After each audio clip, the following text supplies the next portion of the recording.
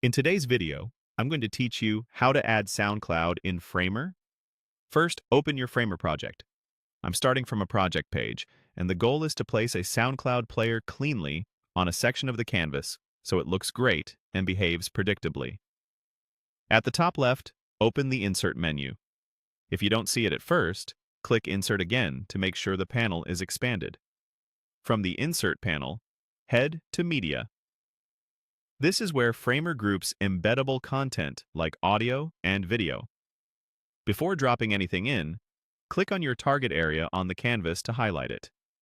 If you're planning to place the player inside a specific frame or section, highlight that container as well. This keeps everything tidy and ensures the player inherits layout rules from the right parent. With the target selected, look to the right side panel and open Position. Click into Position again to confirm the settings are applied to the selected layer. Then open Size to control width and height. A quick tip: use fixed width for precise control or set it to fill if you want it to respond to the container. After sizing, confirm the selection so your changes stick. Open Overlays and review any overlay or focus states. Toggle what you need for a clean, distraction-free player. Next, visit Cursor and set the behavior you prefer.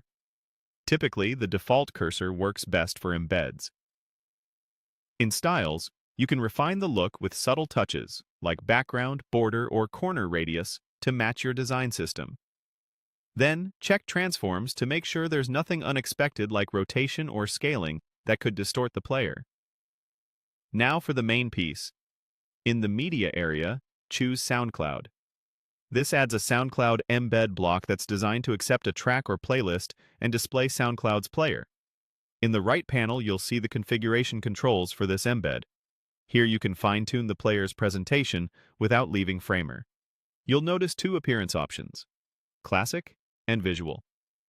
Classic keeps the compact waveform style many users recognize. Visual emphasizes artwork with a bolder, image-forward layout. Toggle between Classic and Visual to decide which best fits your page. Place the player within your scroll section so it flows naturally with the rest of your content as users move down the page.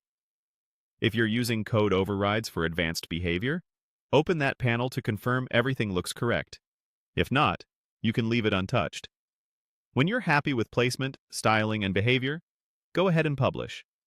Framer will push your changes live, and your SoundCloud player will be ready for visitors to interact with right on your site.